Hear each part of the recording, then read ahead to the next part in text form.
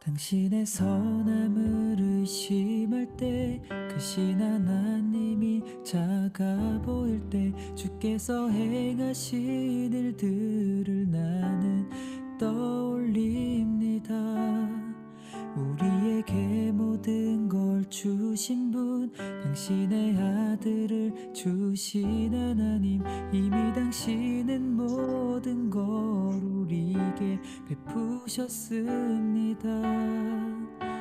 하나님, 세상은 당신이 선하시지 않다고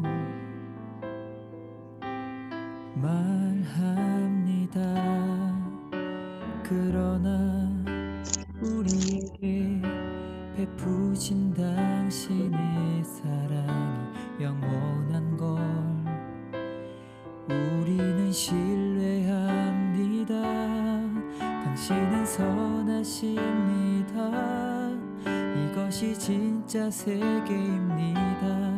아들을 주신 사랑이 내겐 그 증거입니다. 당신은 사랑입니다. 이것은 진짜 복음입니다.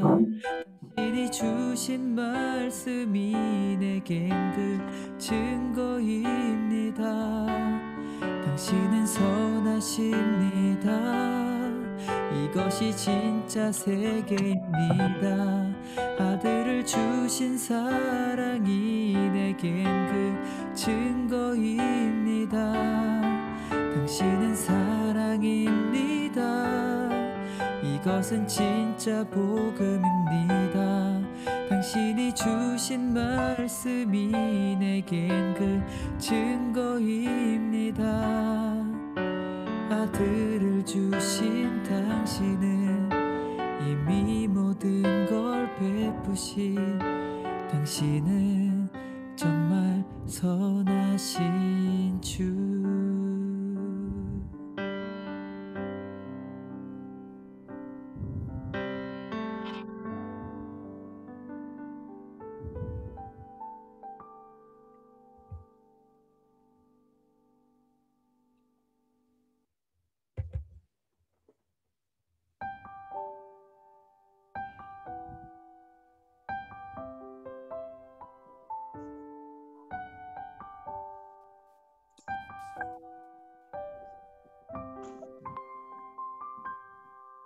당신의 선함을 의심할 때 그 신 하나님이 작아 보일 때 주께서 행하신 일들을 나는 떠올립니다.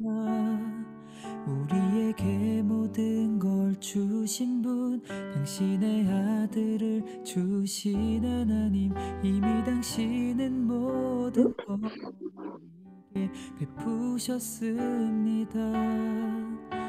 하나님, 세상은 당신이 선하시지 않다고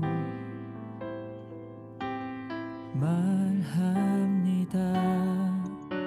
그러나 우리에게 베푸신 당신의 사랑.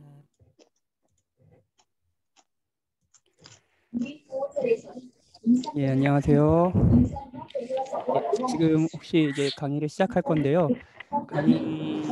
강의의 편의를 위해서 이따가 여러분들 혹시 질의응답 하실 또 여러분들이 이야기하는 시간 외에는 음소거를 해주시면 좋을 것 같습니다. 음소거를 해주시면 모두 강의를 듣는 게 훨씬 수월할 것 같아요. 예, 감사합니다. 기도하고 강의 시작하겠습니다.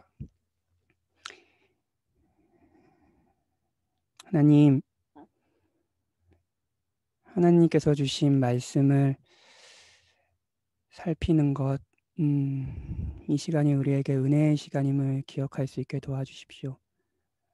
우리 손에 주어진 가장 소중한 선물인 이 하나님의 말씀이 의미하는가가 무엇인지 우리가 하나하나 살펴볼 때 특별히 우리에게 은혜를 베풀어 주셔서 이 성경을 통해 하나님이 하신 일을 기뻐하고 동시에 하나님의 율법과 하나님 율법 앞에 순종하는 삶이 얼마나 행복한 삶인 줄 우리에게 알려주시고 그런 우리를 위해서 하나님께서 그리스도 안에서 우리를 얼마나 사랑하셨는지 복음을 계속 듣는 귀한 시간이 될 수 있게 도와주십시오.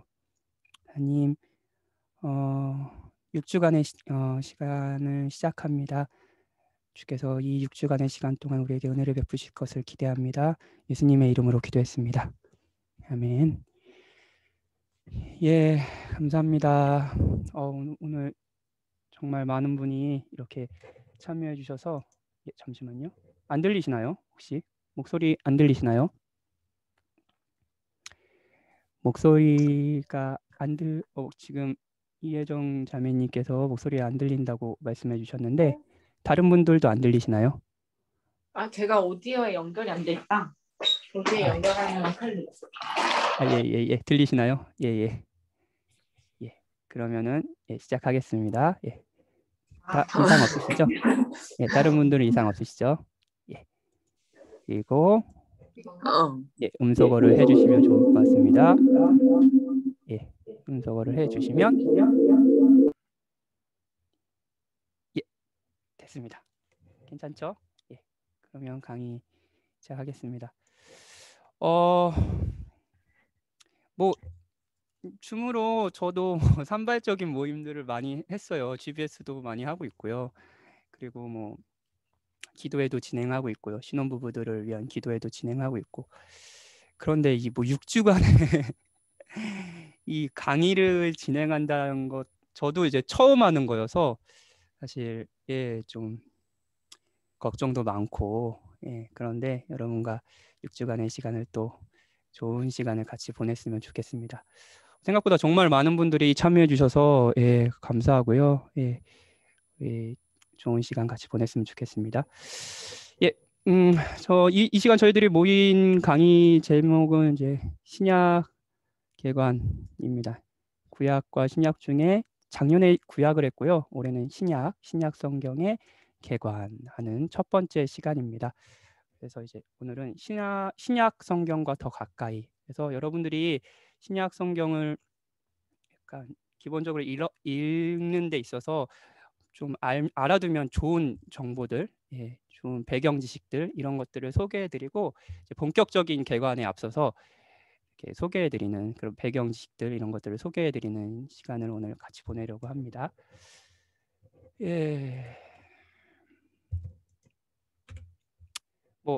잠시만요. 강사 소개. 다들 아시는 분도 계실 거고 제가 이제 오늘 새 가족들도 있으셔서 저를 잘 모르시는 분도 계실 것 같아서 제 소개를 간단하게 해드릴게요. 저는 박현진 목사고요. 39입니다. 39. 39이네요 벌써. 그리고 결혼한 제 아내고요. 그리고 이쁜 아내와 제 두 고슴도치 같은 두 아들이 있습니다. 4살 난 박이안이라고 하고요. 그리고 이 친구가 작년에 태어난 박이현입니다. 그래서 아들 둘 아빠입니다. 딸을 바랬는데 딸은 주시지 않으셨어요, 하나님께서. 그리고 뭐 서울신학대학교 졸업했고요. 사회복지학과 졸업했어요. 그리고 백석신학대학원에서 MDB 과정 마치고 2012년 9월부터 저희 교회가 2011년 4월에 개척했거든요. 그래서 올해가 10주년인데 개척하고 1년 뒤부터 제가 시간교회에서 사역했고요. 올해 9년째 사역을 하고 있습니다. 여러분들과 같이 신앙생활을 하고 있습니다. 저는 작년까지는 청년들 담당했는데요. 올해부터는 이제 신혼부부 그리고 작년 목양과 교육, 설교를 담당하고 있습니다. 이제 저를 이제 잘 아시는 분도 계시고 모르시는 분도 계실 텐데 이제 강의를 통해서 친해졌으면 좋겠습니다. 오늘 1강은요. 아까 배경 지시라고 했잖아요. 그래서 첫 번째는 구약과 신약의 관계에 대해서 이야기하고요.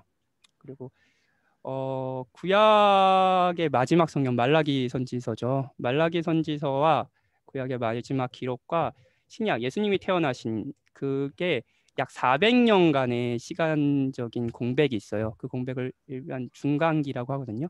이 중간기 때 어떤 일이 있었는지를 아는 거는 사실 신약 성경을 이해하는데 그들의 문화와 뭐 그들이 뭐 다양한 시대적 배경 뭐 이런 것들을 아는 게 중간기를 아는 게 아주 유용할 겁니다. 그래서 중간기를 잠깐 다루고요. 그리고 지명들 많잖아요. 성경 읽으면 신약 성경 읽으면서 여러분들 많이 어려우신 게 지명 많이 나오잖아요. 그 알면 좋을 지명들 이것도 좀 될 수 있으면 쉽게 여러분들 설명해 드리려고 해요. 신약 성경을 읽는데 여러분들 도움이 되고자 하는 지명들이요. 그리고 신약 성경을 연대기 순으로 쭉 하고요. 그것이 어떻게 구성되는지 설명해 드리고 이제 마치도록 하겠습니다. 먼저 구약과 신약의 관계를 한번 살펴보죠. 1막 없는 2막, 2막 없는 1막, 뭐 이렇게 얘기했는데 이게 무슨 얘기인지는 좀 이제 설명을 하면서 또 이렇게 설명을 들으시면 뭔 말인지 아실 겁니다. 혹시 신약 성경은 일단 신약 괴가는 신약 성경 27권이잖아요. 27권, 구약 성경 39권, 신약 성경 27권, 그리고 총 66권이죠. 27권을 대략적으로 살피는 시간입니다. 뭐 한 성경 한 성경을 자세히 살피지는 못하고요. 그 성경 전체를 이렇게 쭉 훑는, 그래서 신약 성경 전체의 그림을 그리는 시간이라 할까요? 뭐 그런 시간이에요. 자, 여러분이 박물관을 갔다고 생각해 봅시다. 박물관 좋아하세요? 박물관? 이게 지금 루브르 박물관인데 프랑스 파리에 있는 저는 안 가봤어요. 근데 오늘 같이 저녁 식사를 한 주은이는 여기 루브르 박물관에 가봤다고 해요. 저희가 만약에 루브르 박물관에 가면 루브르 박물관을 뭐 일생에 뭐 딱 한 번 갈 거 아니에요. 뭐 기회가 많지 않을 거 아니에요. 뭐 1년 뒤에 다시 올게 뭐 이럴 수 없잖아요. 그럼 루브르 박물관에 간 뭐 반나절이다 시간이다. 그럼 그 시간을 되게 알차게 보내고 싶을 거 아니에요. 그럼 루브르 박물관에 여러분 가면은 뭐부터 챙기시겠습니까? 뭐 루브르 박물관을 딱 하면 떠오르는 게 사실은 뭐 정말 많이 있겠죠. 좋은 보물들이요. 아름다운 보물들이요. 근데 이제 모나리자 떠오르잖아요. 모나리자 그림. 근데 그런 거를 무작정 찾으러 다니면은 이 넓은 공간에 찾을 수 있겠어요? 그래서 가장 먼저 챙기는 거는 아마도 뭐 안내책자일 겁니다. 안내책자요. 그래서 제 아내와 데이트할 때 저는 이런 데 자주 안 다녔어요. 근데 아내는 이런 뭐 박물관이든지 뭐 이렇게 여행 다니는 걸 좋아하거든요. 그 여행 다닐 때 어떤 도시에 가든 항상 제 아내가 챙기는 건 안내책자예요. 왜냐하면 그 안내책자에 아주 중요한 정보가 다 있기 때문입니다. 뭐 이게 루브르 박물관의 안내책자라고 하더라고요. 그래서 막 각 층마다 어떤 보물이 있는지 그냥 찾아다니면 못 찾을 거 아니에요. 근데 뭐 여기는 안 나와 있는데 지하 반지층만 나와 있는데 뭐 1층에는 뭐가 있고 2층에는 뭐가 있고 아까 주은이한테 물어봤더니 2층에 모나리자 그림이 있다고 하더라고요. 근데 이런 지도가 없어 봐요. 그럼 모나리자 찾아줄 수 있겠습니까? 반나절 동안 많이 못 찾을 거 아니에요. 그런 뭐 그림도 있고 그리고 뭐 이렇게 구성이 어떻게 됐는지 뭐 드농강, 실리강, 리슬리웨강 그리고 뭐 이렇게 어떤 유물들이 시대별로 있는지 이런 구성들 이런 것들을 살피면 지도를 보면서 찾아갈 수 있을 거 아니에요. 뭐 이것도 꼭 관련해서 이게 실제 루브르 박물관에 있는 한국어 버전의 안내책자라고 합니다. 그렇죠? 이 박물관에 무엇이 있고 어디에 있는지 어떻게 나눠져 있는지 살피는 작업을 하면서 안내책자를 보면서 박물관을 다닐 거 아니에요. 성경개관도 바로 그 안내책자 오늘 이 시간 6주간에 하는 시간에 안내책자를 여러분 손에 들려드리는 시간이라고 할 수 있어요. 그러니까 직접 이 안내책자를 쭉 보면서 성경이 이렇게 구성되어 있구나, 성경이 이런 이야기구나 라는 걸 손에 들고 보물을 직접 찾아 나서는 것처럼 여러분이 성경을 직접 보는 거죠. 6주간의 시간이 여러분이 성경을 읽는데 꼭 필요한 안내책자를 여러분이 손에 드는 시간이었으면 좋겠습니다. 이제 성경 개관 작업이고요. 그럼 이제 본격적으로 강의를 시작하면서 먼저 신약과 구약의 관계를 살피면서 시작하도록 할게요. 뭐 성경을 여러분이 조금이라도 접해보셨다면 성경이 크게 두 권으로 나눠진다라는 것을 알 수 있을 겁니다. 구약과 신약이죠. 뭐 구약과 신약은 뭐 여러 가지로 사실 다릅니다. 일단 구약이 아브라함부터 하더라도 아브라함 전 역사가 사실 있어요. 그걸 이제 원 역사라고 부르는데 그때는 연대기 측정이 어렵습니다. 근데 아브라함이 하나님께 부르심을 받은 그 순간부터 말라기까지를 하더라도 약 2000년간의 아주 장황한 고대 근동에 있는 이스라엘이라는 나라의 역사입니다. 그렇죠? 굉장히 장황한 역사죠. 반면 신약 성경은 예수님 탄생 약 한 100년간 이제 가장 늦게 기록된 성경이 아마도 요한계시록이라고 많은 이제 신학자들이 생각하는데 그 요한계시록까지 채 100년이 되는 그 기간의 기록들입니다. 뭐 시간도 다르죠. 그리고 뭐 쓰여진 언어도 다릅니다. 예. 구약이 고대의 히브리어로 쓰였다면 히브리어는 여러분 이렇게 있는 거 아시나요? 예. 이렇게 있습니다. 이게 히브리어예요. 히브리어로 쓰였다면 신약 성경은 이게 헬라어입니다. 예, 헬라어로 쓰였습니다. 이렇게 이제 뭐 신약과 구약을 이제 많은 부분에서 다르다 보니 사람들은 이제 많은 성도들은 이 성경을 다른 책으로 구분하곤 합니다. 그래서 이렇게 얘기하는 거죠. 여러분도 이런 얘기 하신 적 있으실 거예요. 나는 구약이 좋아, 나는 신약이 좋아, 이런 얘기 하실 수 있는 거예요. 근데 과연 이 책이 다른 책일까요? 예전에 제가 신학 스터디에 참여했는데 한 목사님이 현대 교회가 가지고 있는 현대 교회가 진짜 사회적 문제, 특히 막 빈곤의 문제나 이런 문제에 있어서 적극적으로 개입하지 않는다 이런 걸 막 이렇게 비판하시면서 이런 얘기를 하셨어요.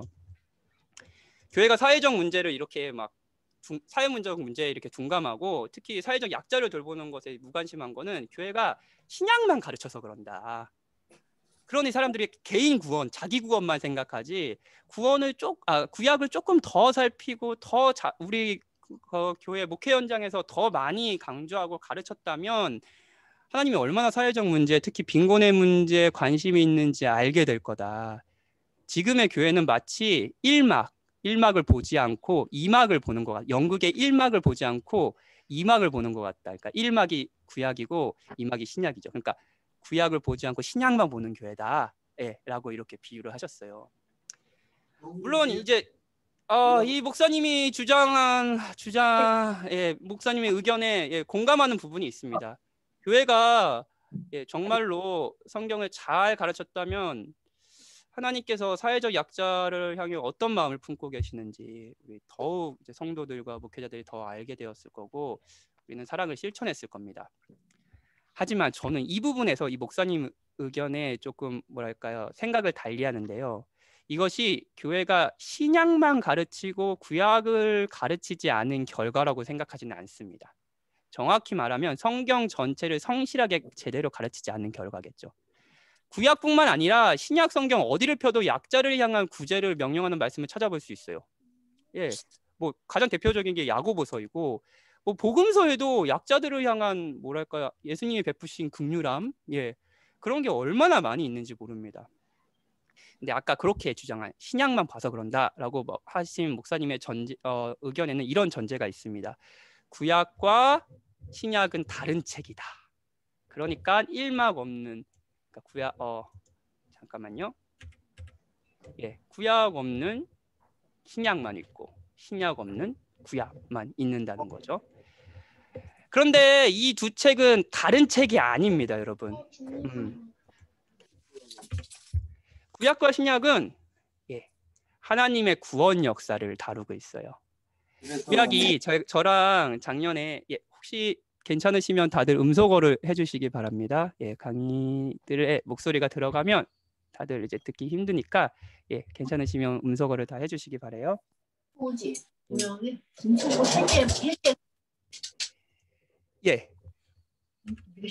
이제 하나의 구원 역사를 다루고 있는데 구약은 하나님이 어떤 분이신지 그 하나님이 세상을 어떻게 창조하셨는지 저랑 작년에 구약 개관을 들으신 분들은 아실 거예요. 그리고 원래 창조된 세상이 얼마나 좋았는지 하나님이 좋다고 하셨죠. 그런데 인간은 어떤 죄를 지었는지 뭘까요? 하나님이 선하지 않다라고 생각한 겁니다. 그리고 그 하나님의 계명을 지키면서 순종하며 사는 삶이 내가 행복해질 수 있는 삶이 아니다.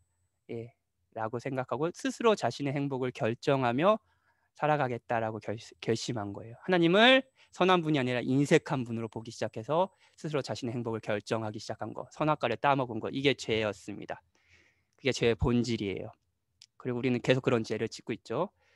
그런데 그런 인간에게 마땅히 받아야 될 벌은 무엇인지, 영원한 형벌이죠. 그런데 하나님이 그런 인간을 어떻게 구원하시기로 약속해 주셨는지를 다룹니다. 구약 성경이 그래요. 하나님은 죄악된 인류를 구원하시려고 특별한 한 민족, 뭐죠? 아브라함을 통해 한 민족을 세우셨죠. 그리고 이스라엘 백성을 세우셨고요. 아브라함의 약속하신 대로 이들을 구원하시고 약속의 땅에 보내주셨어요. 가나안 땅이었어요. 그렇죠? 그게 이스라엘의 역사였어요.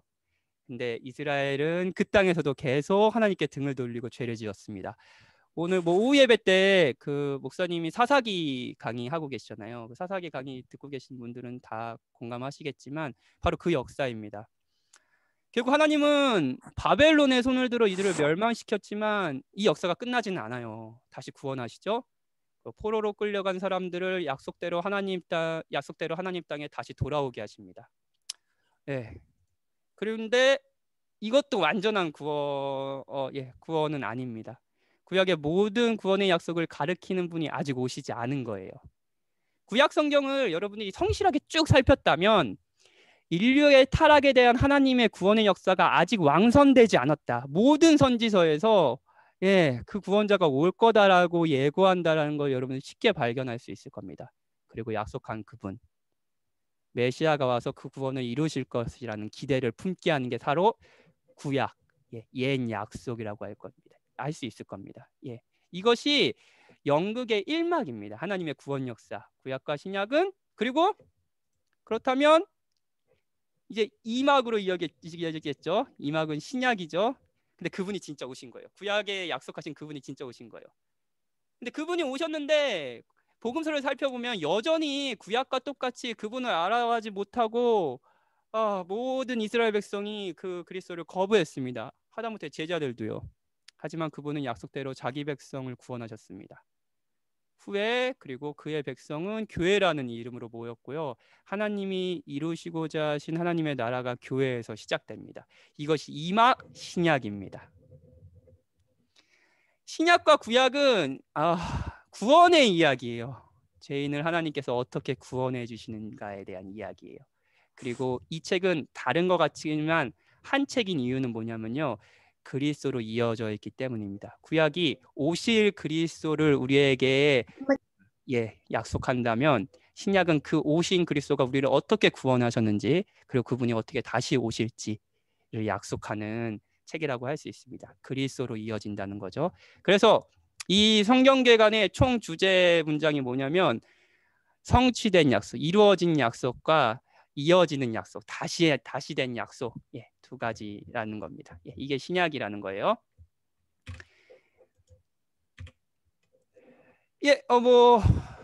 이거는 여러분들 인용구니까요. 한번 읽어보시면 되게 좋을 것 같아요. 그러면 제가 작년에 했던 구약 개관도 연대기 순으로 이렇게 쭉 제가 강의를 했었거든요. 이걸 간단하게 살펴볼게요. 자,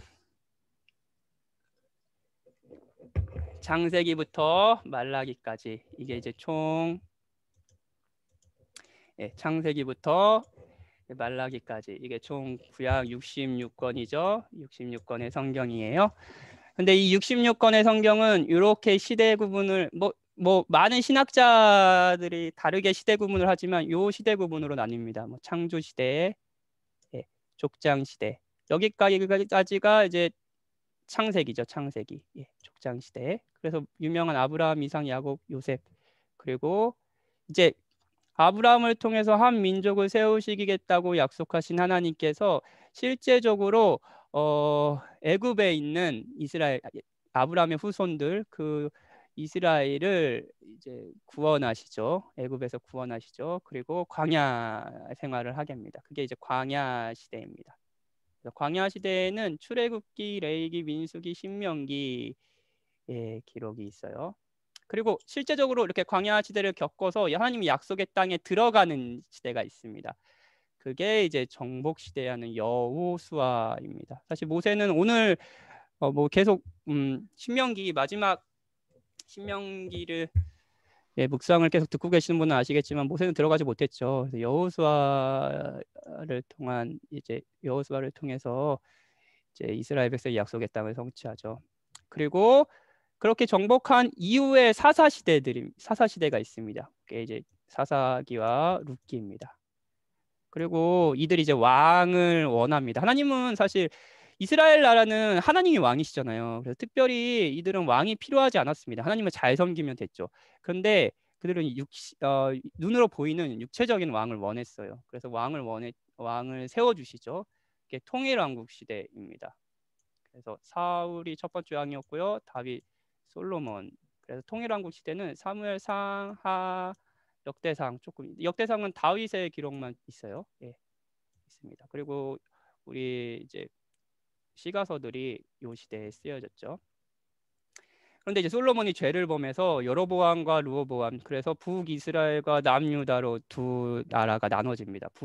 분열 왕국 시대입니다. 이 분열 왕국 시대의 역사서가 바로 열왕기 상하, 그리고 역대하는 남유다의 역사들만 들어가 있습니다.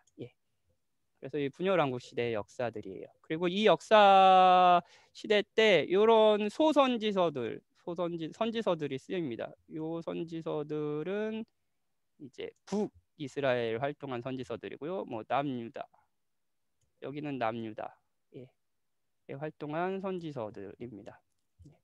이 시대에 진짜 이스라엘 백성을, 여러분 이거 뭐 열왕기 상하 저랑 작년에 구약개관 읽으시면서 구약개관 들으시면서 생각하셨겠지만 진짜 말 엄청 안 들었거든요. 근데 이 시대에 하나님은 말씀을 쏟아내십니다. 선지자들을 계속 보내셔서 하나님 말씀하세요. 참 아이러니하죠. 근데 이들은 끝내 회개하지 않았습니다. 그래서 남유다는 북이스라엘은 아수르에 멸망하고요. 남유다는 뭐 아시다시피 바벨론에 의해서 멸망을 합니다. 그래서 이제 포로 시대가 시작되죠. 이 포로 시대에도 사실은 하나님께서 뭐 다니엘이나 에스겔이나 이런 선지자들을 보내서 사실 예언하시고 또 말씀을 해주십니다. 뭐 예레미야를 통해서 예언하시고요. 그리고 70년 만에 포로들이 귀환한 시대. 귀환한 시대는 역사서, 에스라서, 에스더서, 느헤미야서들이 있습니다. 그리고 그 이후에 뭐 선지자들의 활동들도 있었죠.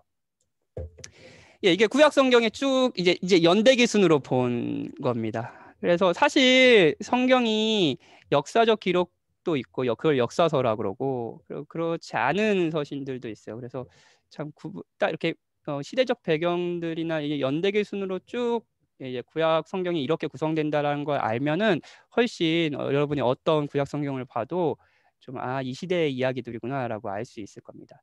그래서 여러분들 저랑 지난 잠시만요. 저랑 지난 그렇게 구약개관을 쭉 들으신 분들은 제가 계속했던 이야기인데 구약 성경은 이런 이야기입니다. 은혜. 인류의 계속되는 죄에도 정말 이스라엘 백성은 계속 죄를 범하거든요. 근데 하나님은 계속 그들에게 은혜를 베푸십니다. 우리가 어디로 가는 것이 아니라 하나님이 우리에게 함께 거하시려고 이곳에 오신다는 것, 우리가 무엇을 한다는 것이 아니라 하나님이 무엇을 하셨다라는 것, 이게 사실 구약 성경에서 이야기해 주는 구원과 은혜에 대한 내용입니다. 뭐 신약도 마찬가지겠죠. 이게 이제 신약과 구약의 관계예요. 구약이 오실 그리스도를 약속하는 책이라면, 그게 중요한 화두로 생각하면요, 구원에 있어서 오실 그리스도를 약속하는 책이라면 신약은 오신 그리스도가 어떤 사람과 구원을 성취하셨는지, 그리고 그분이 어떻게 다시 오실지에 대한 약속이다. 이게 신약과 구약은 그래서 그리스도로 묶인다라는 것들을 여러분들이 이해하고 시작하면 좋을 것 같습니다. 이제 두 번째는 신약 시대의 준비. 그래서 아까 이제 맨 마지막에 쓰인 말라기서부터, 그리고 말라기 선지서부터 그 신약 시대에 이렇게 넘어오면 마태복음 그 시기에 바로 예수님이 오신 것이 아니라 한 400년간의 중간기라고 불리는 시대가 있었다고 말씀드렸잖아요. 그 시대에 무슨 일이 있었는지를 아는 것도 이제 사실 신약 성경을 이해하는데 굉장히 중요한 정보가 됩니다. 그거를 좀 역사 좋아하세요, 다들? 예, 뭐 여러분들 반응을 볼 수 없으니까 제가 혼자 계속 해야 되니까 여러분 반응을 볼 수 없으니까 좀 힘드네요. 예. 네, 최대한 역사를 좋아하지 않으시는 분들도 이렇게 졸리지 않아야 되는데 않게 한번 설명해 보겠습니다. 예, 말라기 선지자 당시에 이스라엘은 페르시아, 성경에는 바사라는 바사라고 이제 이렇게 적혀 있는데 페르시아의 지배를 받고 있었습니다. 근데 페르시아의 지배는 오래가지 못해요. 페르시아가 어디냐면 여러분 300영화 혹시 아세요? 그 스파르타 하면서 그 싸우는 그게 이제 페르시아 제국과 고대 그리스의 뭐 스파르타라는 나라와의 전쟁을 의미하는 겁니다. 적국이 페르시아예요. 그러니까 굉장히 그런 이미지예요. 정말 그랬는지는 몰라요. 이게 페르시아입니다. 근데 페르시아가 멸망을 하는데 어디에 멸망을 하냐면은 아까 얘기했던 그 스파르타의 윗지방 마게도냐 지방의 알렉산더라는 대왕, 여러분 많이 들어보시죠? 요 사람이에요. 정말 이렇게 생겼을까요? 저는 항상 이런 석상들을 보면은 다 똑같이 생긴 것 같아가지고 정말 이렇게 생겼을까라는 의심이 있어요. 하여튼 이 알렉산더예요. 굉장히 젊고 유능한 장수였자 사상가였습니다. 이 알렉산더의 스승은 그 유명한 철학자 아리스토텔레스라고 알려져 있습니다. 그래서 이 사람은 사상가여가지고 항상 전쟁을 할 때도 책을 들고 굉장히 그랬던 사람으로 알려져 있어요. 근데 이 알렉산더가 진짜 그 시대에 세계라고 생각하는 모든 세계를 다 정복합니다. 여기가 메소포타미아 지역이거든요. 여러분 4대 문명 아시죠? 여기가 메소포타미아 문명이에요. 여기가 인더스강이니까 여기 인더스 문명 있죠. 그리고 여기가 이집트 문명. 그리고 저쪽 끝이 여기 황하 문명이 있겠죠. 이 문명의 발산지예요. 여기가 그 4개 문명의 발산지 중에 3개가 여기 있습니다. 그러니까 굉장히 오래된 역사를 지니고 있는 문명이 있는 지역입니다. 근데 이 지역을 알렉산더가 다 지배했어요. 다 차지했어요. 다. 사실 이제 알렉산더는 원래 여기 마게도냐 지방, 요 지방에 있었던 나라였거든요.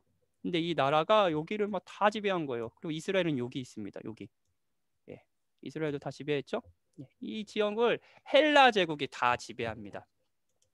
문제는 이제 이렇게 완 정복을 한 이 알렉산더가 일찍 죽었다라는 거예요. 일찍 죽었으면 어떻게 됐겠어요? 뭐 후계자도 없을 거 아니에요. 그래서 후계자도 정할 틈도 없이 죽으니까 이제 부하 장수들 간에 이제 투쟁이 일어났습니다. 그래서 결과가 어떻게 됐냐면 여기 바벨론이죠. 바벨론 중심으로 한 셀레우코스 왕조가 이렇게 여기 힘이 더 셌나 봐요. 여기를 다 이렇게 차지하고요. 그리고 중요한 또 문명이 뭐가 있습니까? 이집트 문명이죠.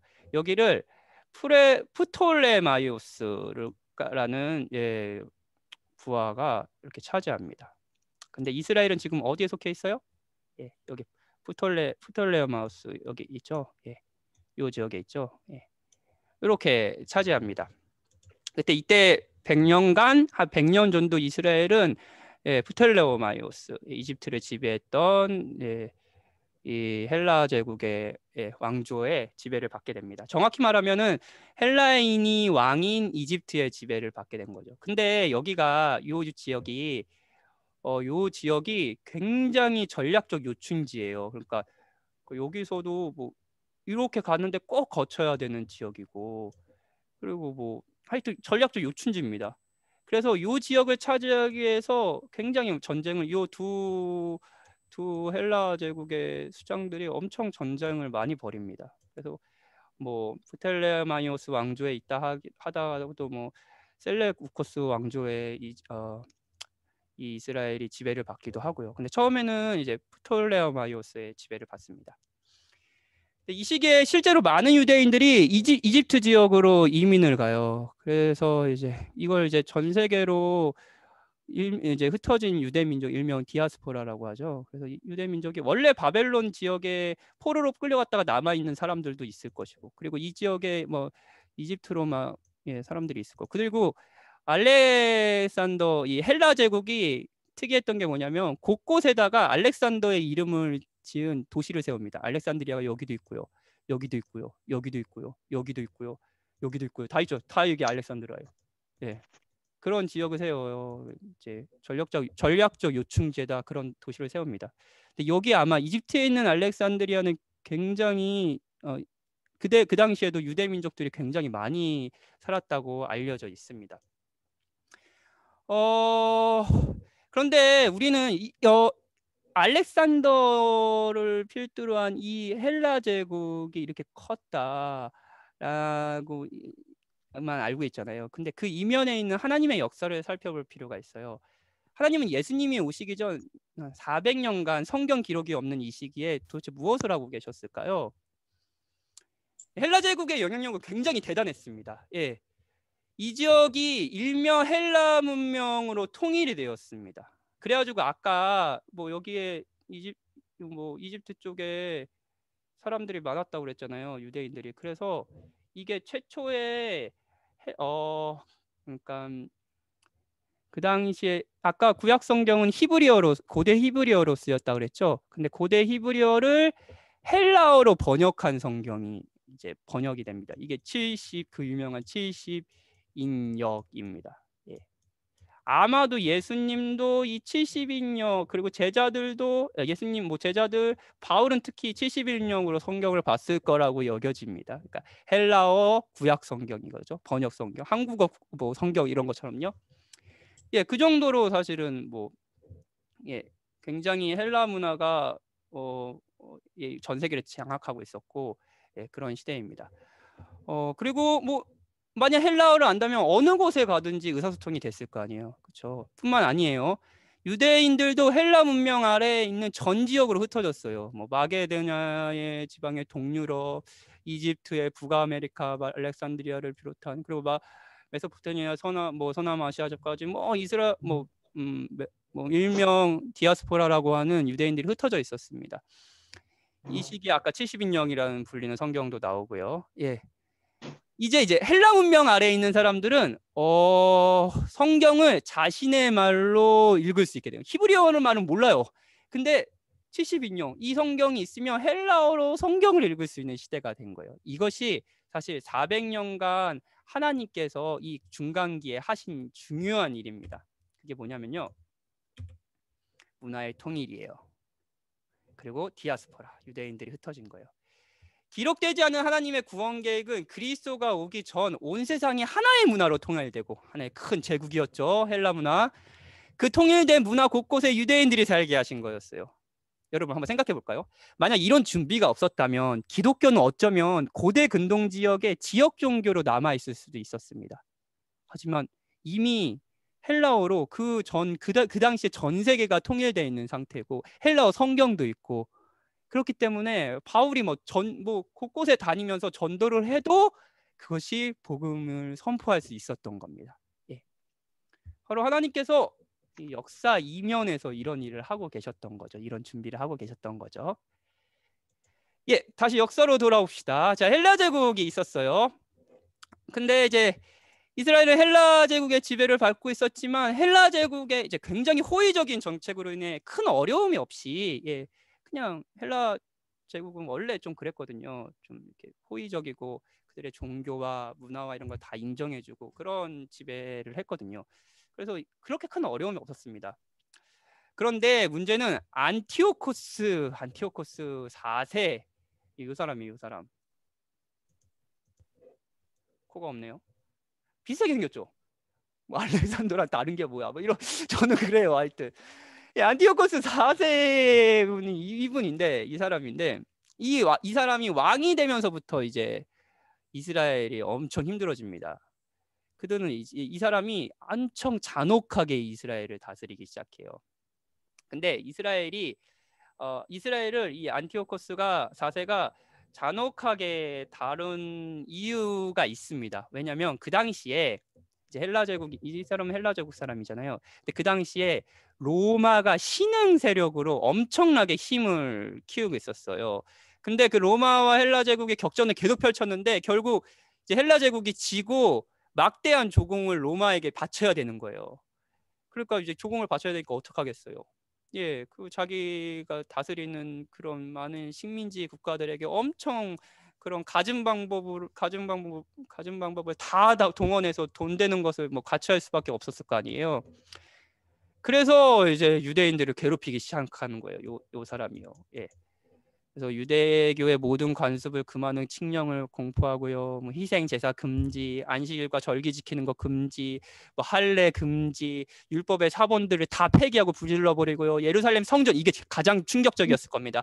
성전 안에 제우스 제단을 세워요. 제우스를 섬기라는 거예요. 하나님 섬기지 말고. 그리고 제단에 돼지 피를 뿌립니다. 이건 굉장히 이스라엘 백성으로 하여금 모욕적인 일이었을 겁니다.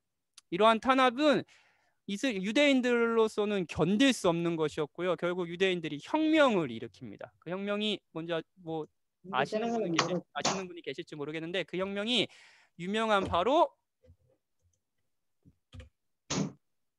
마카비 혁명입니다. 마카비 혁명. 예.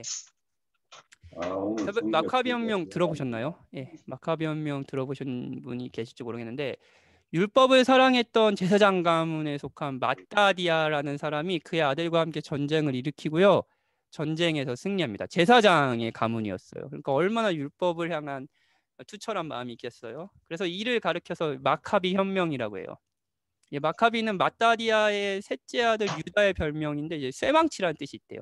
그래서 BC 166년에 유대의 마카비가 안티오코스 4세를 물리치고 나라를 되찾습니다.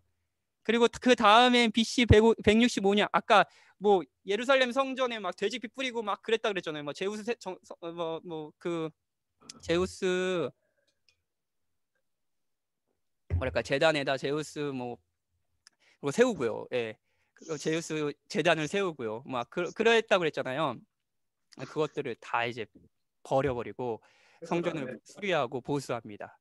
그래서 이것을 가르쳐서 지키는 명절이 신약 성경에도 많이 뭐 등장하는데 수전절이라고 합니다. 그러니까 우리나라에 뭐랑 같냐면요, 광복절 같은데 수전절, 예, 수전절이라고 할 수 있습니다. 예, 생각해보면 바벨론의 공격을 받고 주권을 이룬 후 이스라엘은 바벨론의 식민지였다가 그 다음에 어떤 나라였죠? 아까 얘기했듯이 페르시아. 물론 귀환은 했지만 여전히 페르시아의 지배에 있었잖아요. 그리고 또 헬라의 지배를 받았습니다. 큰 제국의 지배를 계속 받고 있었어요. 그런데 드디어 400년 만에 주권을 찾게 된 거예요. 마카비 혁명을 통해서요. 얼마나 기쁜 날이었겠어요. 그래서 그 날이 이제 수전절이라고 해서 유대인들이 굉장히 지금도 지키는 아주 중요한 절기입니다. 이렇게 혁명이 일어났어요. 그럼 혁명이 일어나면 그 사회는 어떻게 변했겠어요? 당연히 율법 중심의 사회로 변모합니다. 나라의 주권을 찾았어요. 네. 그래서 율법과 성전을 중심으로 더욱더 열심을 세우고 부흥하게 되는 문화를 낳는 거죠. 포로가 귀환한 후에 에스라가 일으켰던 종교개혁, 그게 이제 에스라서 있잖아요. 기억나시죠? 그것과 버금가는 개혁이 막 일어나기 시작합니다. 예.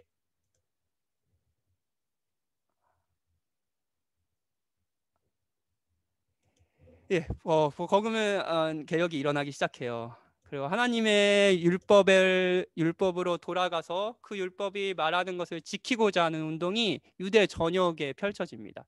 당연히 뭐 예를 들면 안식일, 예. 안식일을 지키는 거 다시 됐겠죠. 그리고 할례를 아까 다 할례 금지시켰나 그랬잖아요. 이건 굉장히 유대 민족의 전통성을 무시하는 행동이기도 했습니다. 근데 할례를 지키는 거, 그리고 정결 예식, 제사제도.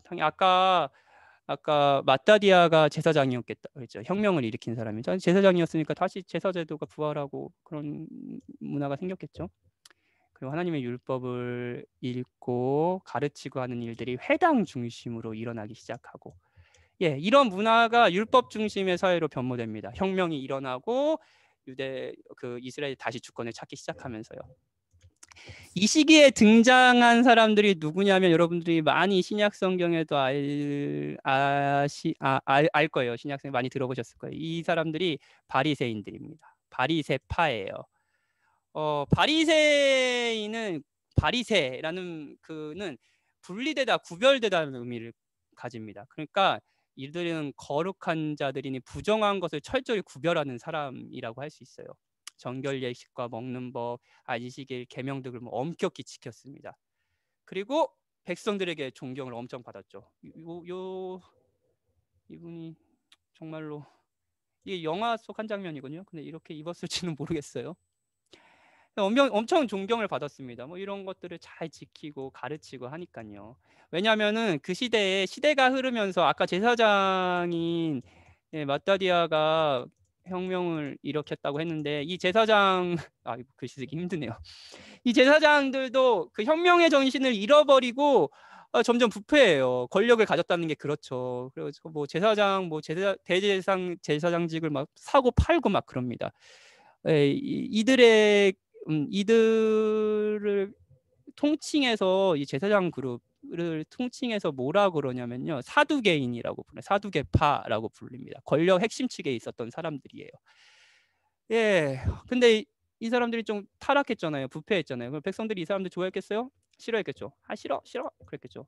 그 대신 막 제사자도 율법 안식일 할래 이런 거 막 가르치고 막 하나님 율법 엄청 막 잘 지킨다고 막 이렇게 가르치는 것 같아요. 그러니까 엄청 그 시대의 최고의 종교인 이렇게 여겨졌겠죠. 그래서 예, 이들이 이제 율법을 사랑하고 지키려고 했던 그리고 백성들의 존중과 사랑을 받았던 사람들입니다.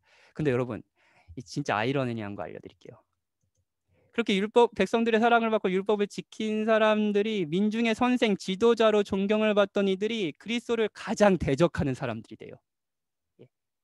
예수님의 주적이지였죠. 거의 예수님을 무시하면서 했던 사람들이 바리새인들이었죠. 이런 면에서 마카비 혁명가 굉장히 큰 혁명이었어요. 그리고 이스라엘 백성은 이후에도 이 마카비 혁명 같은 정치적 독립을 원했습니다. 그런데 마카비 혁명으로 이스라엘은 다시 주권을 되찾고 하나님의 율법으로 돌아갔지만 이 개혁은 완성된 개혁이 아니라는 것을 알려줍니다. 왜냐하면 그 개혁 결과 그렇게 하나님의 율법을 사랑하는 이 사람들도 결국 그리스도를 부인했잖아요. 부인하는 사람들이 됐잖아요. 우리는 이런 혁명보다 더 큰 혁명, 이스라엘 백성과 우리에게는 더 위대한 구원자, 혁명가가 필요했습니다. 그게 바로 그리스도죠. 예,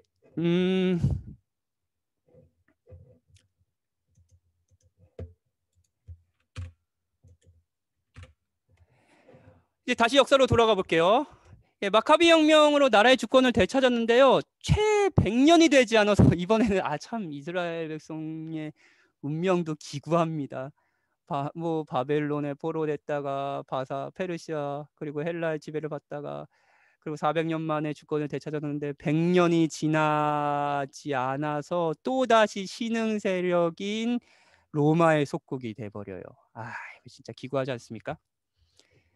당시 아까 그 주권을 되찾은 이스라엘은 밑에 이스라엘이 조금 이따 나라의 지도 보여드릴 텐데요. 이스라엘이라는 나라가 있으면 이 밑에 에돔이라는 지역까지 굉장히 그 세력을 많이 이렇게 세력을 넓혔습니다.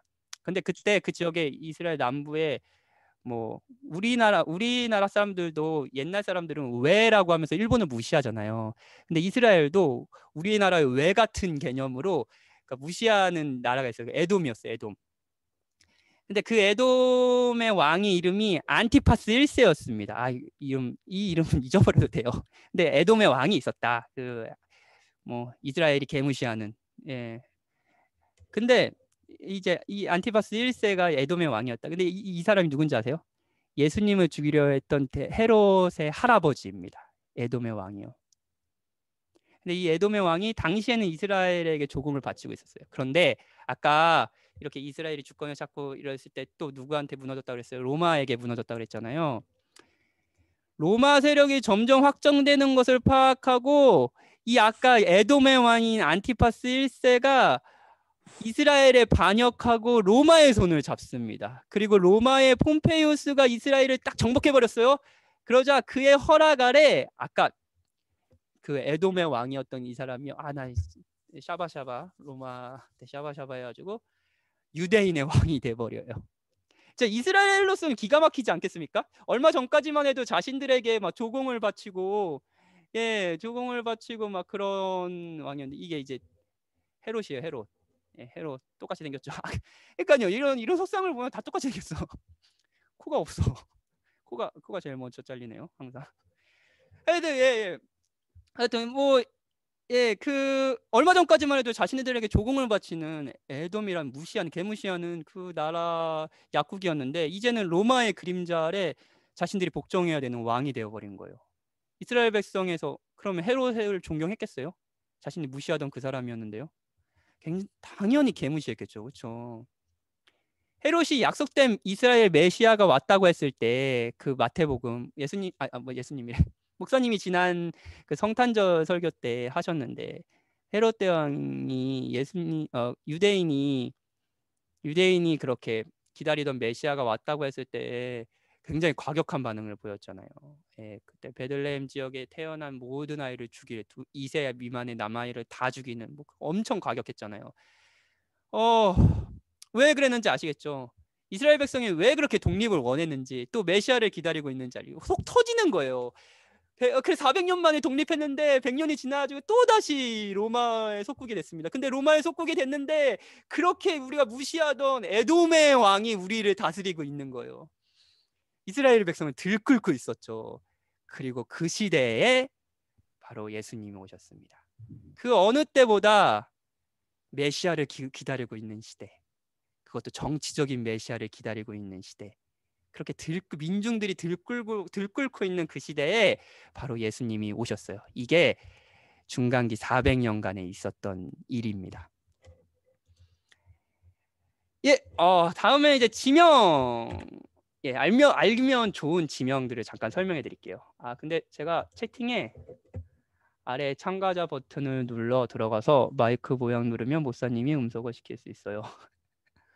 참가자 버튼이 여기 있네요. 그래서 모두 음소거.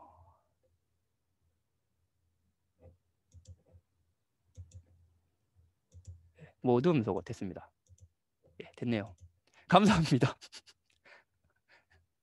진성이가 감사해요. 아무튼 여러분들이 화면을 못 보니까 여러분들이 지금 졸리신지 재밌게 듣고 계신지 알 수가 없어요. 이게 지금 거의 50분 강의를 했는데 조금 쉬었다 갈까요? 5분 정도 쉬었다 갈까요? 한 30분 정도 남았는데 그냥 계속 할까요? 5분 정도 쉬었까요? 여러분들의 의사를 알 수가 없죠.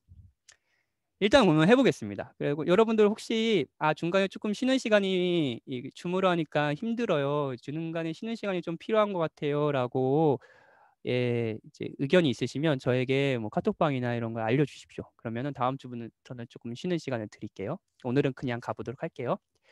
지금까지 이제 중간기 이런 역사들, 헬라 제국 그리고 그 아래에 있어서 하나님이 하신 일들, 헬라 제국을 다 통일해서 헬라 문화 그리고 헬라어로 통일된 문화를 이제 주시고 곳곳에 디아스포라라고 불리는 유대인들이 있고요.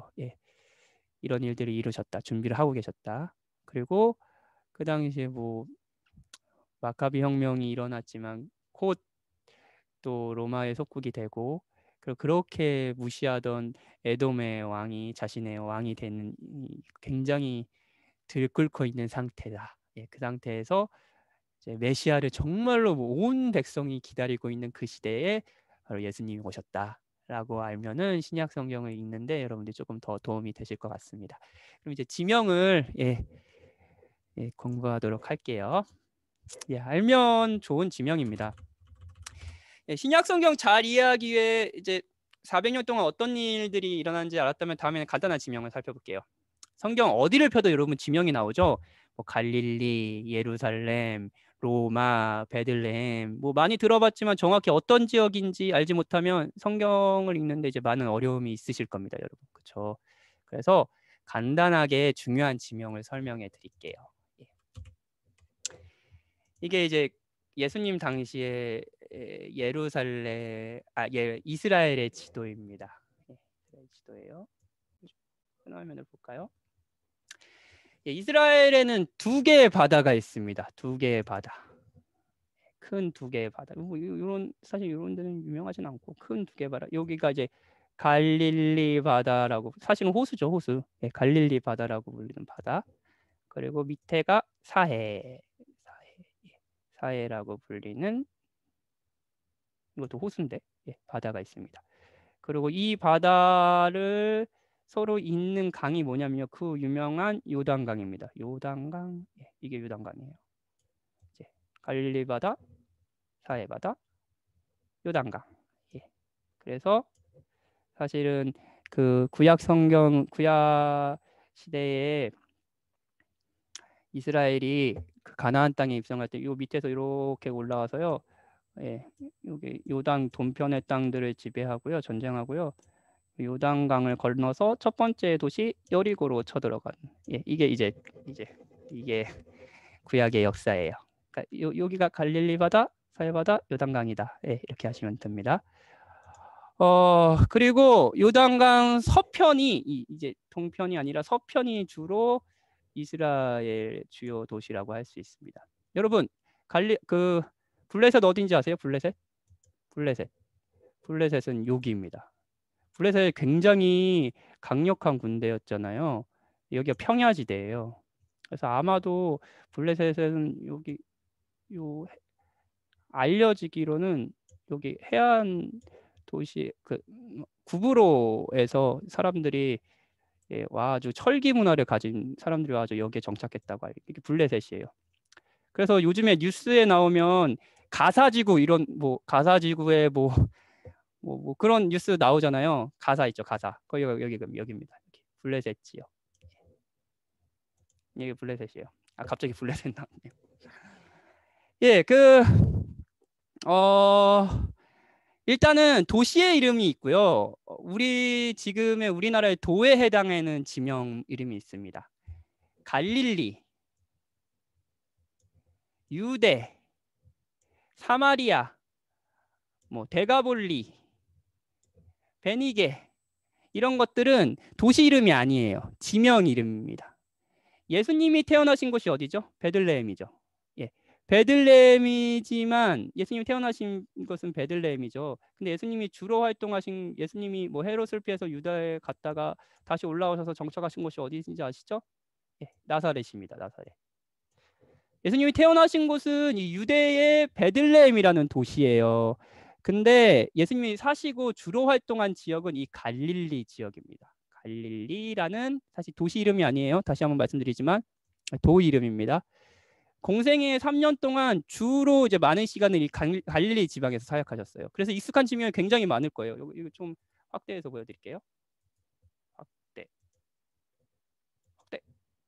좋습니다. 예, 굉장히 익숙한 지명이 많을 겁니다. 뭐 물로 포도주를 만든 사건 어디에서 있었죠? 가나의 혼인 사건, 가나. 그리고 뭐 과부의 아들을 살린 나인성 과부, 나인.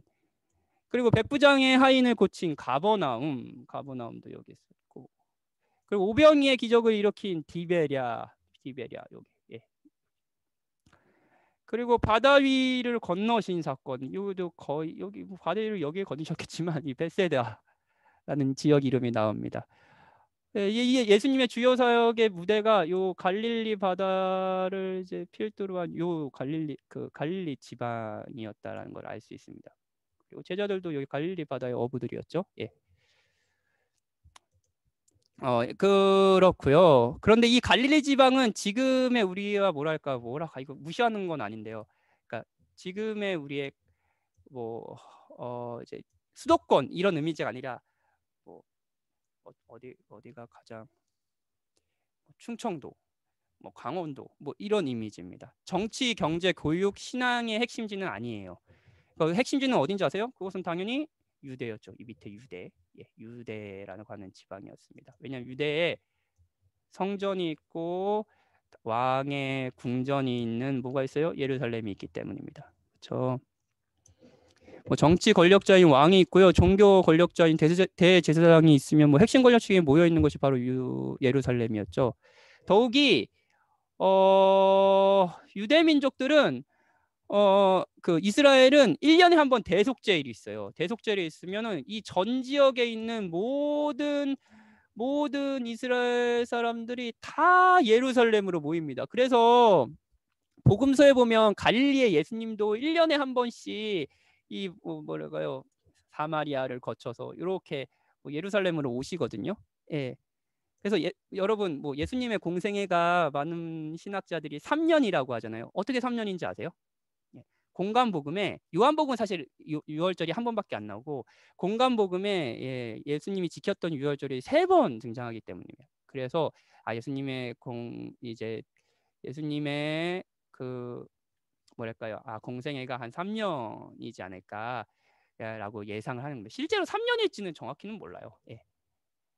그래서 1년에 한 번씩은 쭉 나사렛에서 나사렛이래. 갈릴리에서 활동하시다가 이 예루살렘으로 꼭 1년에 한 번씩은 오셔야 됐던 거예요. 그러니까 성경의 기록에 이 예루살렘에서의 사역도 기록되어 있는 거죠. 예수님이 태어나신, 좀 볼까요? 예수님이 태어나신 예루살렘, 여기 예루살렘이 있죠. 그리고 죽은 나사로를 어디서 살리시는지 아세요? 나사로 베다니. 그리고 뭐 부활하신 두 제자를 만나러 가는, 두 제자가 이제 예루살렘에서 이렇게 떠나고 집으로 가고 있었죠. 엠마오에서 만난 두 제자. 다 이제 예루살렘 근처에 이제 뭐랄까 조그만 마을입니다. 그렇잖아요. 그 서울이 엄청 크면 서울의 옆에 뭐 광명도 있고 뭐 조그만 도시들, 소도시들이 있잖아요. 그것처럼 예루살렘이 큰 도시이기 때문에 작은 도시들이 있는 거죠. 예. 그리고 아까 말씀드린 것처럼, 이거 지우고 싶은데, 그렇지.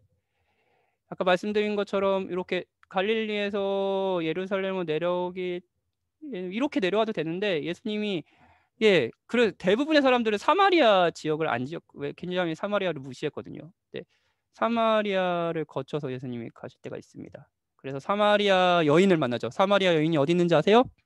수가라는 지역입니다. 이 정도의 지명을 좀 아시면 예수님이 지금 여기에 활동하고 계시는구나. 예수님이 지금 여기에 활동하고 계시구나. 이 정도를 알면 복음서를 읽는 것이 훨씬 수월합니다. 그리고 뭐 이런 지도 같은 경우는 하나 정도 뭐 있으시면 좋을 것 같아요. 그리고 그거 기억하셔야 돼요. 1년에 한 번 어디 내려온다 그랬어요? 여기서 활동하시다가 예루살렘 가야지. 대속제일이면 예루살렘에 내려오신다. 이 정도로 알면 이런 문화를 알면은 신약 성경을 읽는, 복음서를 읽는데 특히 여러분들에게 많은 도움이 될 겁니다. 그리고 이제 복음서를 아는데 이런 게 많이 도움이, 서신서를 읽는데 사도행전을 읽는데 도움이 되는 지도도 또 봐야죠. 이겁니다.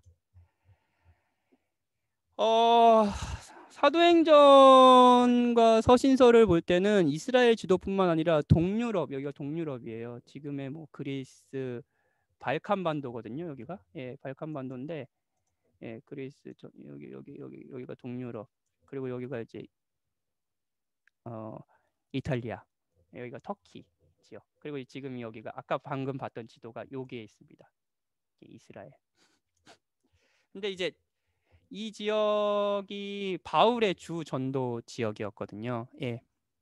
그래서 사실 서신서와 사도행전을 보려면 이 지도에 대한 지명을 좀 알아둘 필요가 있습니다. 여기 지명에도 마찬가지로 갈릴리와 유다가 도시 이름이라 그랬어요? 아니면 도 이름이라 그랬어요? 도 이름이라고 했죠. 여러분 기억하셔야 됩니다. 사마리아, 갈릴리, 뭐 유다 이런 것들은, 유대 이런 것들은 뭐 도시 이름이 아니다. 지방 이름이다. 우리 충청도, 뭐 전라도 이런 것처럼, 그런 것처럼 여기에도 도시 이름이 아니라 그런 지명, 도의 지명 같은 이름이 있습니다. 그게 뭐냐면 갈라지아 지방, 비시디아 지방, 뭐 부르기아, 비두기아, 본도, 이 큰 글씨로 쓴 거예요. 아가야 지방, 마게도냐 지방, 예, 이렇게 나눠져요. 예.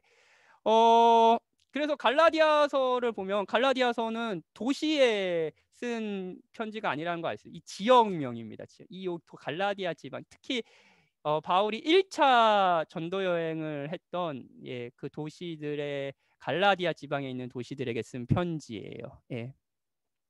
마찬가지로 마게도냐 지방은 지금의 발칸반도 북쪽에 있는 이 지역이에요.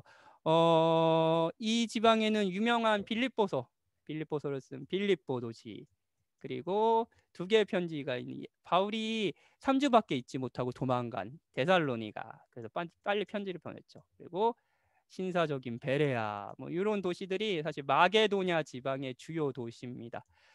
그리고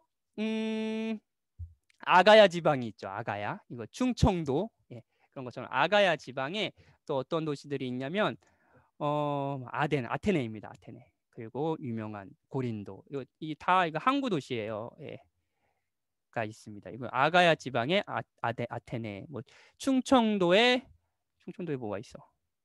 아산, 충청도의 천안, 이런 것처럼 아가야 지방의 아덴, 뭐 고린도, 이렇게 할 수 있어요. 그럼 여러분 퀴즈, 에베소는 어디 있을까요? 여러분들이 답을 할 수 없죠. 그렇죠? 제가 혼자 지금 묻고 답하고. 에베소는 도시 이름일까요? 아니면은 뭐 도 이름일까요? 예, 에베소는 도시 이름입니다. 지금의 터키 서쪽에 있는 해안가에 있는 해안 도시예요. 항구 도시예요. 주로 그 당시에 바울은 이런 항구 도시들이 사람들이 많았거든요. 모든 문화의 집결지였고요. 그래서 뭐 데살로니가, 그리고 뭐 고린도, 에베소, 요런 거는 로마에 있어서도 굉장히 중요한 항구 도시, 사람들이 모든 문화들이 모여 있는 항구 도시였습니다. 그래서 이제 바울이 주요 핵심 전도 지역이었기도 하죠. 예.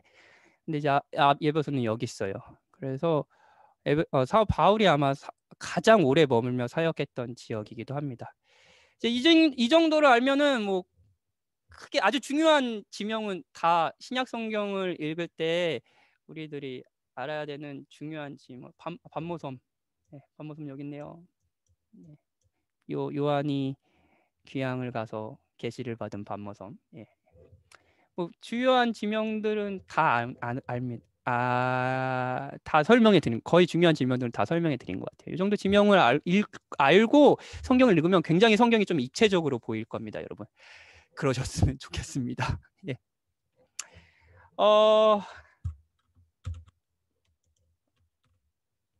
이제 거의 마지막, 거의 끝났어요. 신약의 연대기 구성, 아까 구약도 연대기 순으로, 이게 구약 성경이 사실 신약 성경이 시간 순서대로 쭉 적혀 있는 게 아니거든요. 그래서 연대기 순으로 설명을 작년에 구약 개관했잖아요. 마찬가지로 이번에도 신약도 연대기 순, 시간 순으로 쭉 여러분들에게 강의하는 시간을 보내려고 합니다. 그러니까 개관을 하는 여러 방법이 있어요. 뭐 이런 방법이 있죠. 자, 마태복음의 뭐 주요 핵심 구절은 무엇이고, 이 구절 외우세요. 그리고 마태복음은 어떤 구조가 어떻고, 그리고 마태복음의 대상은 누구이고 저자는 누구이고, 이런 방식으로 마태복음 하고 이제 마가복음 하겠습니다. 그리고 이렇게 할 수 있거든요. 근데 그렇게 하는 것보다 그렇게는 뭐 언제든지 할 수 있고, 근데 한 번 정도는 그냥 시간 순서대로 쭉 역사의 흐름대로 성경의 기록들을 살펴보면은 훨씬 더 조금 더 재밌을지는 모르겠지만 훨씬 더 여러분들에게 편하게 성경을 개관할 수 있을 것 같아서, 저는 이번에도 신약 성경도 100년의 시간을 연대기 순으로 쭉 나열해서 여러분들에게 강의를 할 예정입니다. 그래서 신약의 연대기와 신약 성경이 어떻게 구성되어 있는지를 말씀드릴게요. 아까 잠깐 말씀드렸지만 신약 성경은 예수님이 태어나신 복음 시대부터 그리고 마지막 요한계시록이 요한계시록을 기록했을 것이라고 알려지는 한 100년 정도 사도 요한 중심의 사역. 왜 여기가 사도 요한의 중심의 역사 기간인지 아세요? 다른 사도들이 다 죽었거든요. 사도 요한이 가장 오래 살아남고 그 교회의 역할을 했습니다. 그래서 그때까지 이제 약 100년의 기간의 역사다라고 생각하시면 됩니다. 복음 시대라고 불렀는데 이 복음 시대는 뭐냐면 사복음서에서 찾아볼 수 있는 예수님의 생애입니다. 예수님 중심의 역사 기간이에요. 사생애라고 표현했는데 사생애라고 올려나요? 좀 그러나요? 그러니까 기록은 거의 없습니다. 탄생의 기록 있고요. 그리고 예수님의 이제 공생애라고 불리는 예수님이 진짜 구원자, 우리의 대표로서, 인류의 대표로서, 구원자로서 사역을 하신 기간, 이걸 공생애라고 불리는데, 그리고 이제 사복음서가 아주 예수님의 일생 중에 중심적으로 다루었던 시간들, 이게 공생애라고 합니다. 그래서 공생의 시작부터 부활 승천까지 이 시간을 많은 신학자들은 3년 정도라고 봅니다. 왜 그런다 그랬어요? 공관복음의 6월절, 6월절 1년에 한 번씩 가는 6월절이 그걸로 이제 사실은 예수님의 공생의 기간을 정한다고 했죠. 근데 정말 3년인지는 모릅니다. 아무도 몰라요. 그래서 그 시간을 사복음서.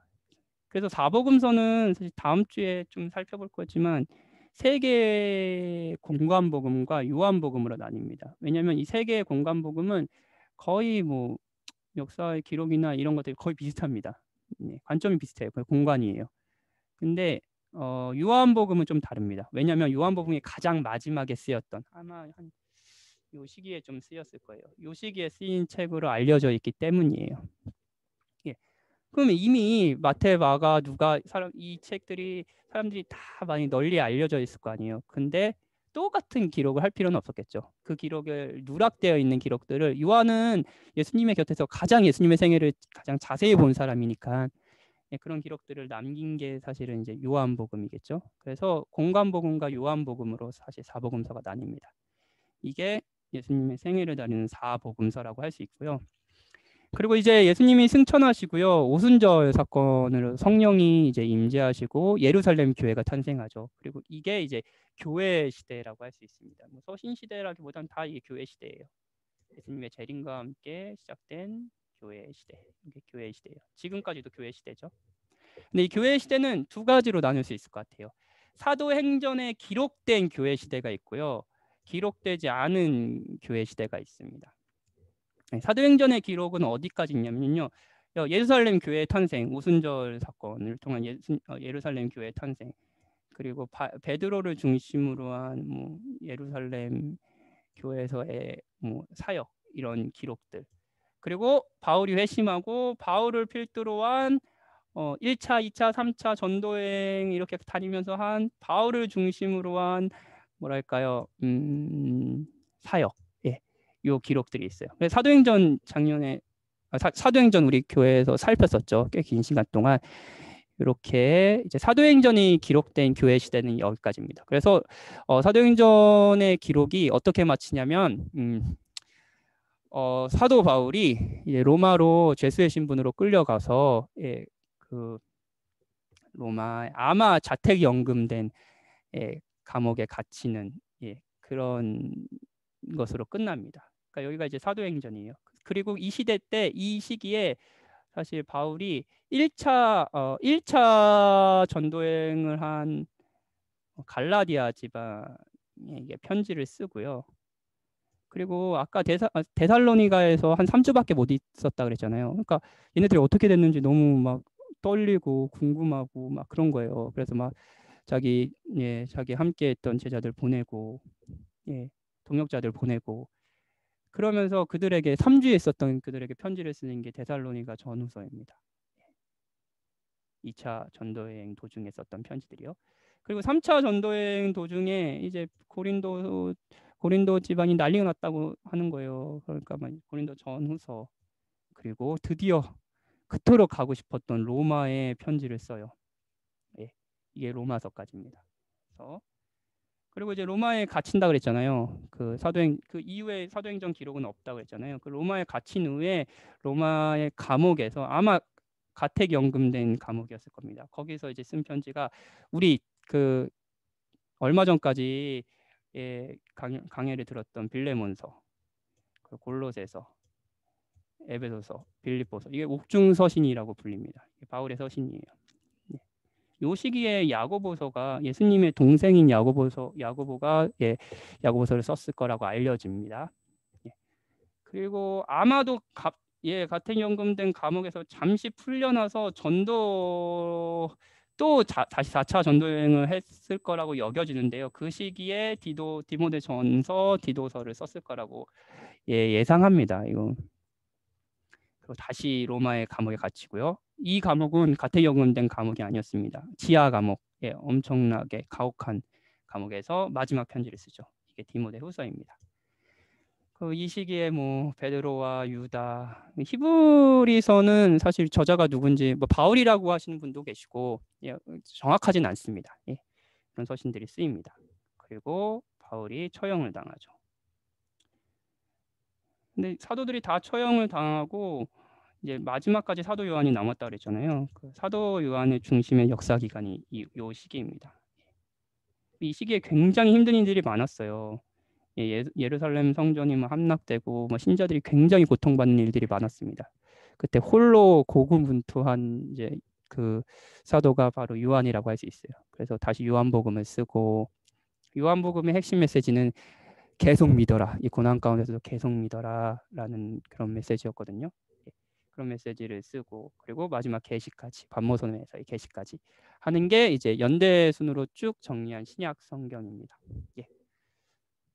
저랑 이렇게 쭉 이제 앞으로 5주 동안 다룰 거예요. 그래서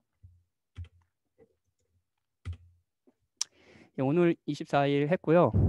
그리고 다음 주부터 2주 동안 예수님의 일생을 2주 동안 이제 다루게 될 겁니다. 예수님의 일생을 2주 동안 다루게 될 겁니다. 복음서 중심이겠죠, 당연히. 근데 그 복음서의 이제 핵심적인 구분을 저는 예수님이 이제 십자가에 돌아가시기 위해 예루살렘에 입성하는 일주일이거든요. 이게 일주일인데 그 입성하기 전서부터 거기를 입성으로 이제 나눠서 그 전 예수님의 공생애라고 불리는 일생을 살피고요. 그 이후에 예수님의 그러니까 가장 핵심적인 사역이죠. 십자가에 죽고 부활하신 사건. 이 사건을 이제 두 번째 시간에 살피도록 합시다. 그리고 아까 교회 시대는 크게 성경에서 뭐로 사도행전 중심으로 한, 그리고 사도행전 이후에 교회 시대로 나눠진다 그랬잖아요. 그래서 교회 역사를 3개로 나누는데요. 사도행전을 중심으로 한 교회 역사 및 바울의 편지들을 살피고요. 그리고 두 번째 시간에는 사도행전 이후, 바울이 로마에서 가택연금된 이후에 이제 사도들의 편지, 바울의 편지뿐만 아니라 여러 사도들의 편지들을 중심으로 그 역사를 살피고요. 마지막으로 요한이 남긴 편지를 중심으로 계시록까지 살피면 교회 역사 3번, 예수님의 생애 2번, 그래서 한 5번 하면 연대계 순으로 신약 성경을 다 마칠 수 있을 것 같습니다.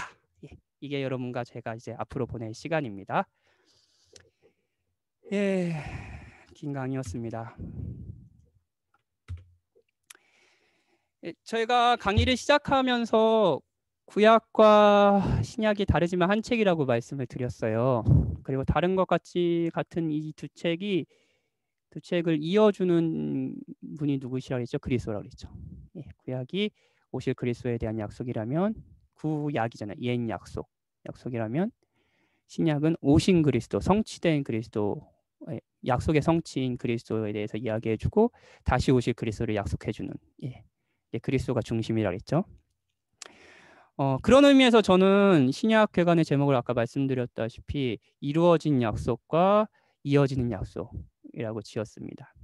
제가 만약에 이렇게 성실하게 아까 이렇게 이 성경 개관을 잘 준비하고 여러분이 이 시간을 통해 유익을 얻는다면 그 유익은 무엇이냐면 이런 거예요. 딱 같이 보내고 이런 생각을 하는 거예요. 아, 이미 그리스도를 통해서 성취된 약속을 기뻐하는 거죠. 예. 그리고 앞으로 성취될 약속을 소망하며 기꺼이 하나님이 하신 일들을 기뻐하며 또 하나님이 하실 일을 소망하며 살아가게 하는 것. 그런 지도를 여러분들 손에 쥐고 여러분들이 성경을 읽게 하는 것. 그게 이제 이 성경 구약 신약 개관의 목적이라고 할 수 있겠습니다. 예, 주께서 6주간 저와 여러분들에게 이러한 은혜를 베푸시기를 기대합니다. 예, 감사합니다. 여기까지가 강의였고요. 예, 여러분 혹시라도 잠깐만요.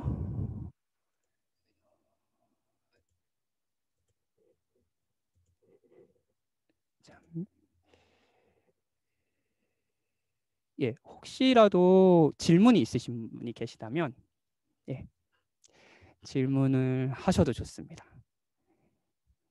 질문하기 좀 그렇죠. 예, 혹시라도 지금 이 자리에서 질문하지 못하시는 분들은 뭐 카톡으로 남겨두시거나 이렇게 하면 제가 성실하게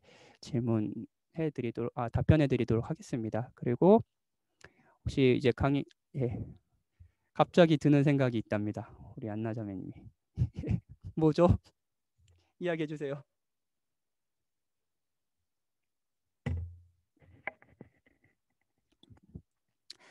예, 목사님 들으면서 갑자기 드는 생각이 있는데요. 예수님의 공생애는 왜 3년이었나요? 예, 이렇게 질문하셨는데 아까 잠깐 답변해 드렸는데 사실 정확하지는 않습니다. 예상할 뿐이죠.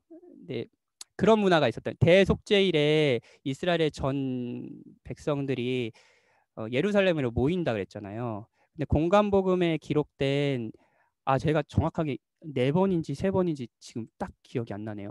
4번일 겁니다. 예, 4번. 그래야지 하나, 둘, 셋, 넷 하면은 이제 그 사이에 3년이잖아요. 그러니까 1년 단위로 예수님이 예루살렘에 온다라는 그 문화를 알기 때문에 아마도 3년이라고 예상을 하는 겁니다. 1년씩. 그래서 이제 공간복음에 예루살렘에 예수님이 오신 기록이 4번 정도니까 요 사이에 하나, 둘, 한 3년이겠구나라고 많은 이제 신학자들이 예상합니다. 근데 이게 정확하진 않아요. 그래서 주로 이제 예수님의 공생애를 3년이라고 말합니다. 예. 예.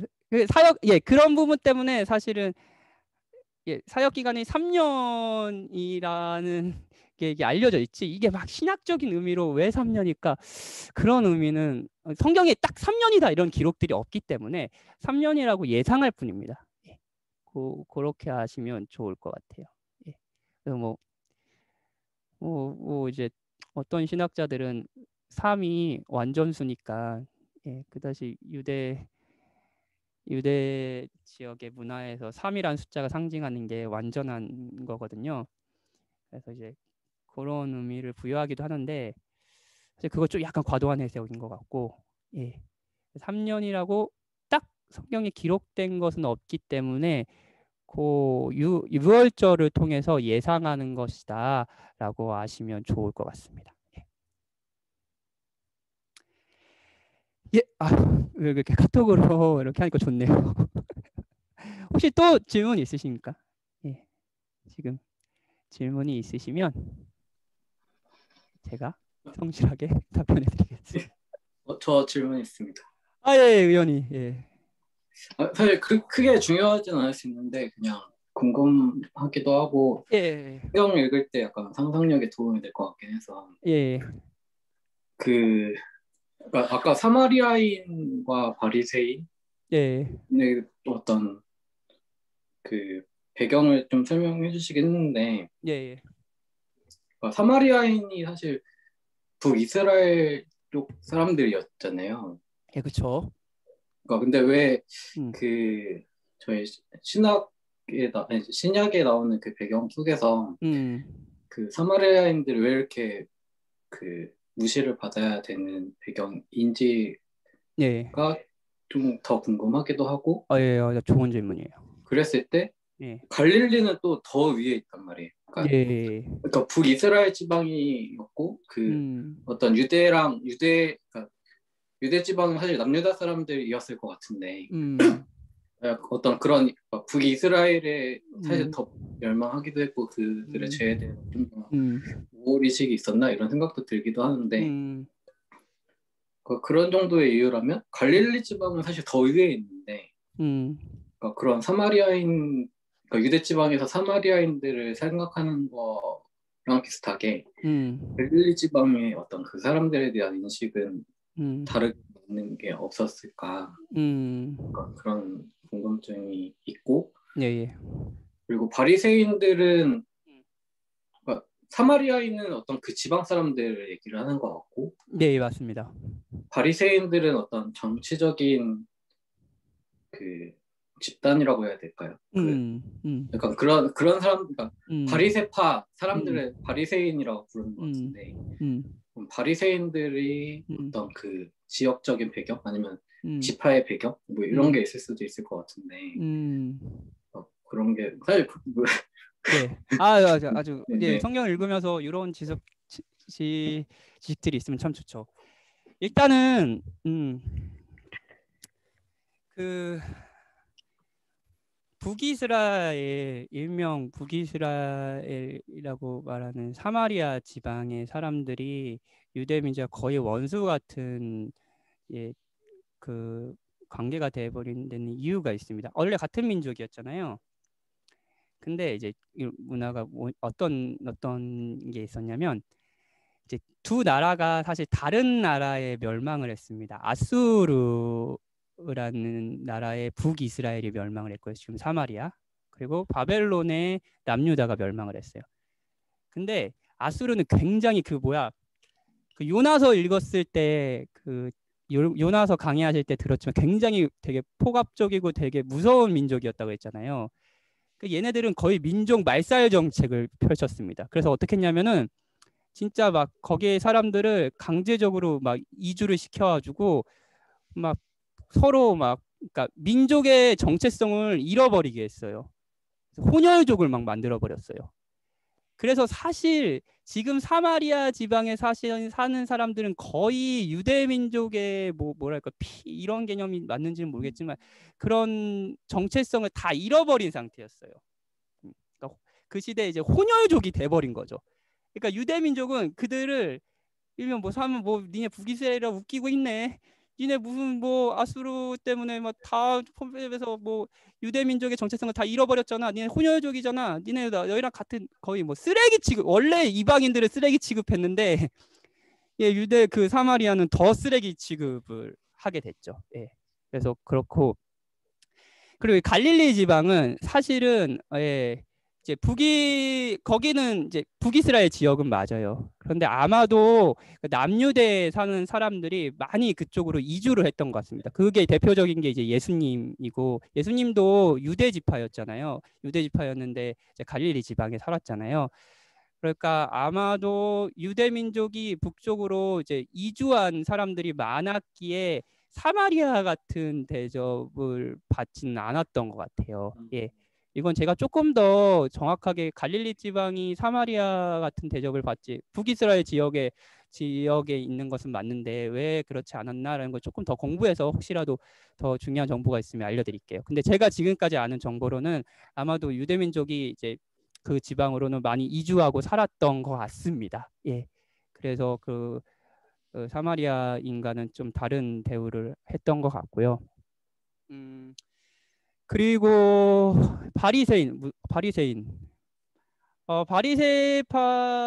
바리새인들은 어떤 사실 학파예요. 학파.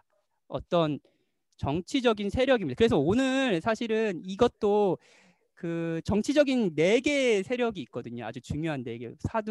사두개인은 뭐냐면은 아까 얘기했듯이 권력 핵심층에 있는 그 사람들입니다. 제사장 사람들. 예. 사두개인이라고 그러고요. 그리고 그들과 구별된 되게 개혁적이고 율법 중심적인 사람들을 이제는 바리새인이라고 하고요.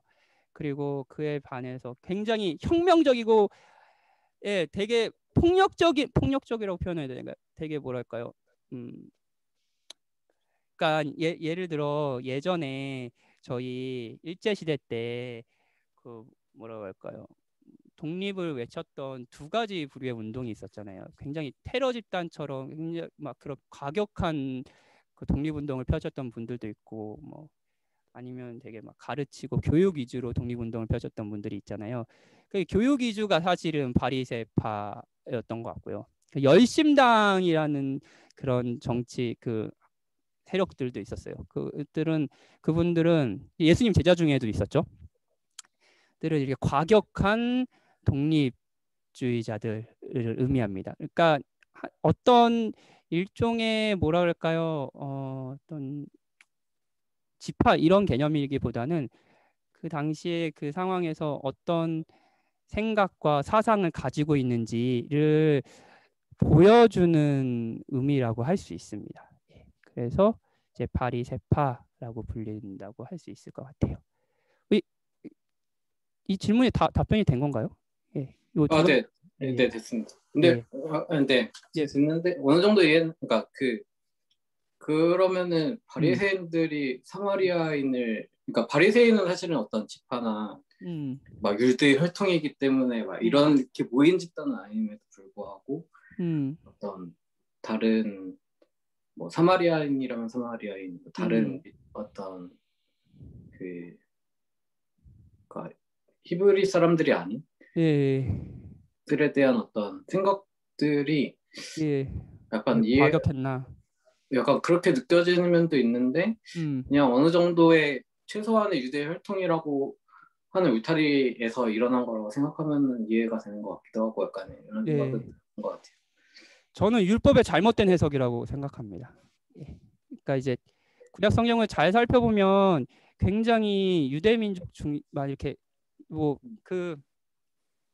그런 얘기는 막 모든 이방 민족을 막 전멸하고 이런 내용이 나오잖아요. 근데 그게 이제 죄와 연관된 부분에서 우리는 생각해야 되는데 실제적으로 그걸 잘못 해석하다 보니까 실제 육체적으로 그런 이방 민족에 대한 무시와 그리고 자민족 우월주의 이런 것들을 율법에 대한 잘못된 해석으로 바리새인들은 많이 가지고 있었지 않았나. 그 시대의 유대인들은 특히 바리새인들을 대표한 사람들은 가지고 있었던 것 같습니다. 예, 그렇게 받아들이면 좋을 것 같아요. 네, 됐습니다. 감사합니다. 또 한 분이 질문했는데, 좋습니다. 오늘 질문 많네요. 질문이 많으니까 강의를 잘한 것 같잖아요. 저도 살짝 질문 드리고 싶은데요. 예전에 이정경 목사님이 외경은 거의 다 중간기에 나온 거라 하셨는데 왜 다빈치 코드 같은 데 보면 신약 성경을 포함하기로 약속한 성경 말고도 외경이 있잖아요. 이런 것들은 신약 공부를 하실 때 참조를 하시나요? 아니면 그런 건 저자나 사본의 신뢰도가 떨어지는 걸까요? 뭐 아까 이제 구약 성경이 39권이고요. 그리고 그 신약 성경이 27권입니다. 그리고 구약 성경에 포함되지 않는 외경이라는 게 있어요. 그리고 이제 위경이라는 게 있습니다. 어렵죠. 이거 그냥 그냥 이 질문했으니까 여러분이 이런 개념이 있다라는 거.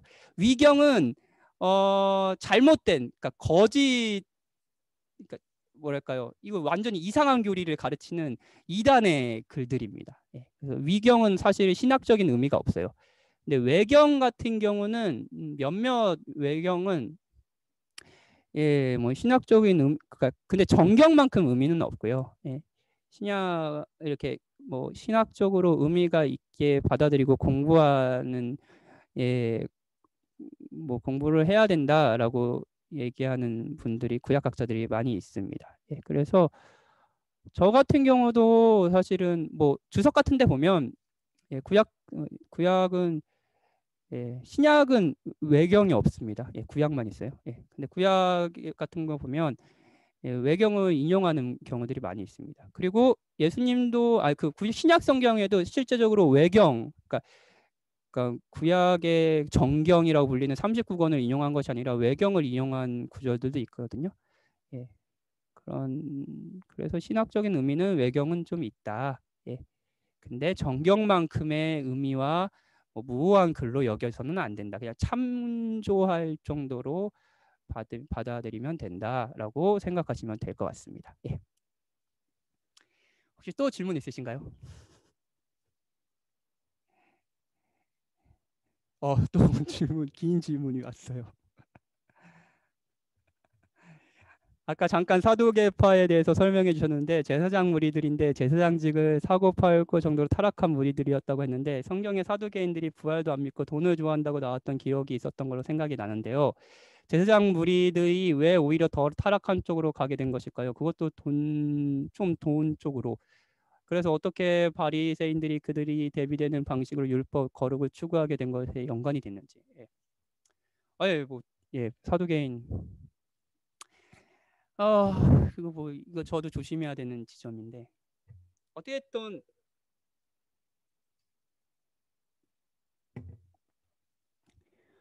권력의 핵심에 있는 사람들은 타락하기가 더 쉬운 것 같습니다. 더 누리는 것이 많았을 거고요. 그러다 보니까 사실 이제 사두개인들은 성경 구약의 39권들을 다 이제 권위 있게 생각하지 않았습니다. 특히 모세오경. 그들이 이제 아무래도 제사장들이고 그러다 보니까 모세오경만 중요하게 생각했어요. 그리고 뭐 부활이 없다고 한 이유는 아주 당연한 개념이 뭐냐면 그들은 이미 권력층이잖아요. 지금 이 세상이 너무 좋잖아요. 너무 좋고 부활 있을 필요 없죠. 그들이 너무 지금 이 세상이 좋으니까 그들 신학 안에 부활이라는 개념을 축소시키고 나중에 무시하는 그런 일들이 있었습니다. 그게 이제 사두개인들이 이야기고요. 오히려 말씀드렸듯이 대제사장의 직을 그러니까 이 사두개인들은 로마 권력층이잖아요. 그래서 한편으로 자신의 권력을 유지하기 위해서 어디에 이렇게 좀 뭐랄까요? 더 힘을 이렇게 기대고 그랬는지 아시겠어요? 예상하시겠어요? 당연히 로마죠. 친로마적인 사람들이었습니다. 그러니까 굉장히 그 당시에 종교 핵심층이 타락했다는 것을 보여주죠. 그런 부분들이 있었고요. 그러니까 이제 바리새인들과 사두개인들은 그 당시에 굉장히 큰 대립을 이뤘습니다. 그래서 뭐 예수님을 중간에 두고 사실은 두 파가 막 싸우기도 했죠. 그 부활에 관련해서 부활 이슈에 관련해서요. 그러다 보니까 이제 바리새인들은 저런 사두개인들을 욕하면서 자신의 자기의를 쌓고 그런 문화였겠죠. 그게 이제 그 당시 정치적인 구도였습니다. 종교적인 구도였어요. 그래서 민중들은 당연히 권력층이지만 타락했고 그런 사람들인 사두개파인 사람들을 존중하진 않았고요. 대신 권력 핵심층인 그런 사람들을 존중하지 않았고요. 그 민중의 거의 대표로서 민중의 선생으로서 바리새인들은 활동을 하고 있었습니다. 이게 뭐 그리고 사실 바리새인들도 뭐 사내들인 공의회라고 해. 그게 지금의 국회의 의미거든요. 로마의 지배를 받고 있었지만 이스라엘 최고 권력 뭐 정하고 그런 기구였습니다. 거기에 이제 바리새인들도 많이 있었죠. 그런데 제사장직의 이제 무리들, 그 종교적인 부분을 더 이렇게 갖고 있는 권력층을 사두개인이라고 이제 주로 호명하고요. 그 율법을 중시하고 율법을 행하고 가르치는 것을 중시했던 사람들을 이제 바리새인이라고 말할 수 있습니다. 답변이 되셨는지 모르겠네요. 이시영은 주진자매님이시죠? 혹시 또 질문 있으신가요? 9시가 넘었네요. 긴 시간 여러분과 같이 또 성경을 나누고 해서 너무너무 즐거웠습니다. 여러분들이 도움이 되셨으면 좋겠어요. 이게 여러분들이 직접 성경을 읽는데 이런 지식들이 하나하나의 지식들이 특히 뭐 지명 같은 거 그리고 연대기 같은 거 이런 것들을 알아두면 여러분들 성경 읽으면서 훨씬 더 좀 가깝게 성경을 읽으시는 것 같습니다. 예, 그런 도움이 되시길 바랍니다. 앞으로 이제 5시간 또 여러분과 귀한 은혜의 시간을 보냈으면 좋겠습니다. 예, 제가 기도하고 마칠게요.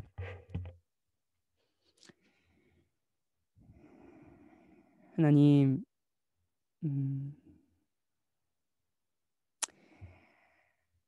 하나님이 주신 말씀을 살피고 그 말씀 속에 담긴 의미를 아는 것이 우리에게 가장 큰 즐거움입니다. 그 즐거움을 위해서 또 하나님이 6번의 은혜의 시간을 준비해 주셨습니다.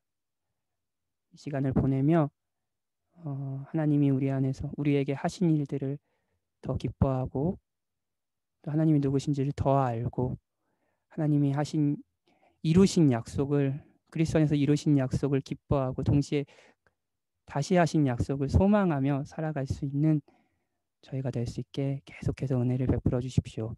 예수님의 이름으로 기도했습니다. 아멘. 예, 감사합니다. 오랜 시간 여러분 함께 해주셔서 감사하고요. 다음 시간에는 예수님의 생애 첫 번째 시간, 예수님의 탄생부터 예수님의 이제 예루살렘 입성까지의 기록을 여러분과 함께 즐겁게 살펴보도록 하겠습니다. 다음 주에도 7시 30분에 만나고요. 혹시라도 오늘 강의를 들으면서 좀 부족했던 부분들이나 질문이나 또 이런 것들은 좀 수정하셨으면 좋겠어요 라는 의견들을 주시면 제가 다음 주에는 수정해서 강의하도록 하겠습니다. 여러분 편안한 밤 보내시고요. 한 주도 즐겁게 보내시고 주일날 만나요. 감사합니다.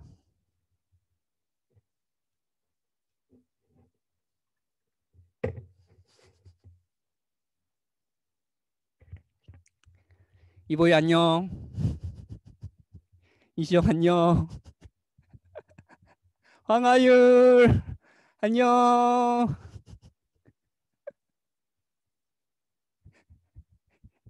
황하율.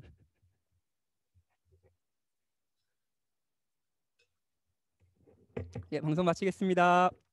감사합니다.